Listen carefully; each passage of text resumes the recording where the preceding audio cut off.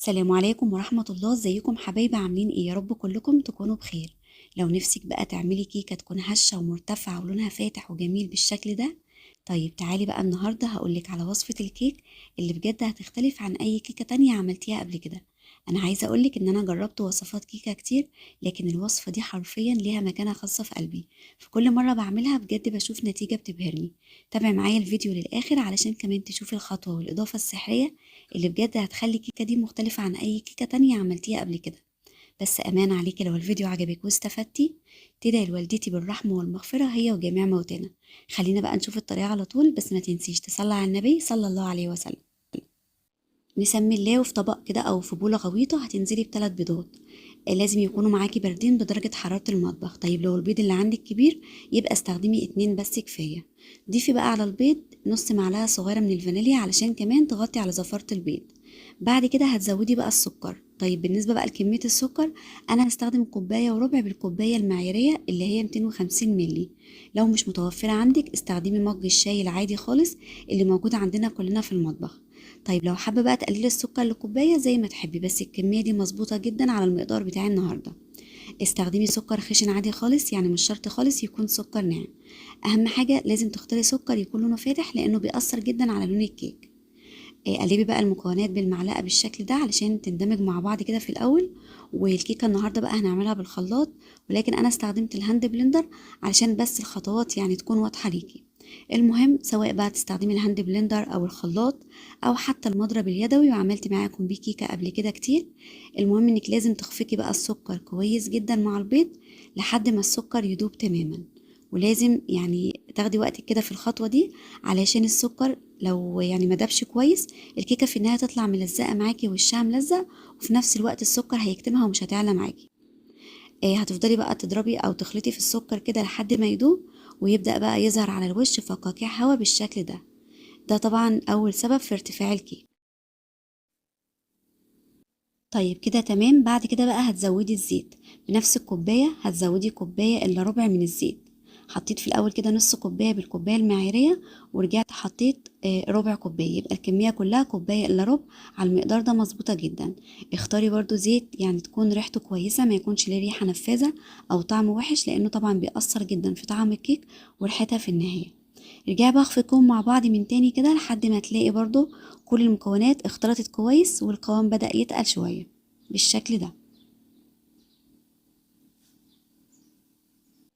وعلشان بقى تاخدي كيكة عالية وطرية جدا زي اللي شفتيها في أول الفيديو، استخدمي كوباية من اللبن الرايب أو الحليب القاطع.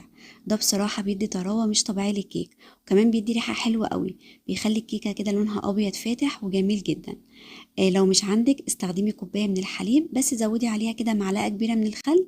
هتلاقيها تعمل معاكي نفس القطع اللي في اللبن كده، وهتتحول معاكي اللبن أو حليب رايب وهتديكي نفس النتيجة. الحليب الرايب اللي انا استخدمته يعني اخدته كده سخنته حاجة بسيطة خالص على النار علشان كمان يتفاعل معايا بسرعة. وعلشان بقى تدي الكيكة نكهة قوية وطعمه مختلف ولذيذ، زودت كده معلقتين كبار من بودرة التلج او الفروتي. الخطوة دي طبعا اختيارية، بس بتدي يعني فرق حلو قوي في طعمها. وطبعا يعني لو مش متوفرة او مش موجودة عندك تقدري تكملي الخطوات من غيرها، مفيش اي مشكلة. هزود كده معلقتين كبار منها بالشكل ده، وهرجع ازود عليهم كمان معلقة كبيرة من الخل بتاع الطعام. ارجعي بقى اخلطي كل المكونات وكل الحاجات الجميلة دي كده مع بعض مرة كمان لحد ما تلاقي الخليط عمل من تاني نفس فقاعات الهواء على الوش. عايزة اقولك ان فقاعات الهواء دي اكبر دليل ان الكيكة ان شاء الله هتطلع معاكي جميلة جدا. طيب لو وصلتي بقى معايا لحد هنا في الفيديو بتمنى تنزلي تحت في التعليقات، متنسيش بقى الكومنت القمر اللي هنصلي بيه على الرسول علشان كلنا ناخد الاجر والثواب مع بعض. اللهم صلي وسلم وبارك عليك يا حبيبي يا رسول الله. نيجي بقى للمكونات الجافة. وأول حاجة بالنسبة للدقيق، هتعايري كوبايتين بنفس الكوباية المعيارية طبعا علشان كل المقادير تطلع معاكي متساوية ومظبوطة. بس أهم حاجة وانتي بتعايري ما تضغطيش كده بالمعلقة على الدقيق عشان كمان ما تزوديش الكمية من غير ما تحسي، والكيكة تاخد دقيق زيادة وتطلع معاكي مكتومة. هتعايري بقى الكوباية الأولى وتنخليها كويس. وعايزة أقولك إن أنا نخلت الدقيق مرة قبل ما أشتغل والمرة التانية بنخله معاكي دلوقتي. الخطوة دي بجد كويسة جدا ما تستغنيش عنها خالص. لأنها بتخلي الخليط يدخله هواء، وفي نفس الوقت الهواء ده يعني بيساعد الكيكة إنها تطلع هشة وخفيفة أكتر. نفس الكلام عملته مع الكوباية التانية. بالنسبة بقى لنوع الدقيق، لان سألتوني عنه كتير قبل كده، الدقيق اللي انا بستخدمه يا بنات اسمه دقيق بشاير متعدد الاستخدامات. ما شاء الله يعني عملت بيه وصفات كتير جدا، اللهم بارك، حلو جدا معايا. استخدمي طبعا اي نوع متوفر عندك، سواء بقى متخصص او سايب، اهم حاجة يكون استخراج 72%. ده كمان نشا هاخد منه كده معلقتين كبار، بس حرفيا بيفرق جدا في الكيك، يعني بيخليها ناعمة زي الحرير، وفي نفس الوقت بيمنعها انها تطلع ناشفة او مكتومة. طبعا رشة الملح أساسية، بتخلي كيكة كده يعني فيها زي مزازة خفيفة، وفي نفس الوقت بتخلي طعمها متزن. وكمان سنة عن النبي صلى الله عليه وسلم، صلوا عليه عشان كلنا ناخد الأجر والثواب مع بعض. اللهم صلي وسلم وبارك عليك يا حبيبي يا رسول الله. بس كده خلطي بقى كل المكونات مع بعض من تاني، ولو حسيتي بقى القوام خفيف زودي كده معلقتين دقيق زي ما انا عم. وده طبعا علشان كل نوع دقيق بيختلف عن التاني في امتصاصه للسوائل. ارجعي بقى قلبيهم مع بعض من تاني لحد الدقيق ما يختفي تماما بالشكل ده. طيب بالنسبة بقى للخطوة اللي أنا اتشهرت بيها، اللهم لك الحمد، وبجد بتفرق جدا جدا في ارتفاع الكيك، ودايما بتكون قبل ما بتدخليها الفرن بحاجة بسيطة خالص. هتجيبي بقى كيس من الكيك شيف اللي هو حوالي 23 جرام، أو حتى كيس من البيكنج باودر مفيش مشكلة، بس هتاخدي منه معلقة واحدة بس تكون مليانة. هتزودي بقى عليه عصير نص ليمونة، وفي نفس الوقت وانتي بتعصريها كده هتشوفي فوران هيحصل قدامك على طول. الفوران بقى والتفاعل ده هو اللي هيخلي الكيكة كده ان شاء الله تطلع معاكي خرافية. قلبيهم بقى تقليبة كده بسيطة خالص، من غير بقى ما تبالغي في التقليب، علشان طبعا يعني ما يفقدوش تأثيرهم. ودايما خلي الخطوة دي آخر خطوة قبل ما تدخلي الكيكة بتاعتك الفرن.